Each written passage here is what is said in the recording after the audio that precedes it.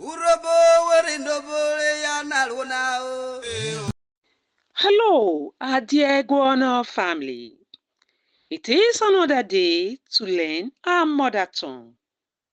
Today, we continue our lessons on phonetics in Urhobo, still on vowel sounds. A, E, I,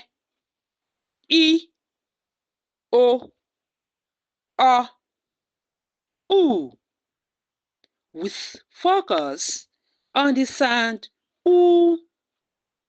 Here are some examples of Urhobo words that contain the vowel U, usi, ukuta, ukujere. Do you have other examples?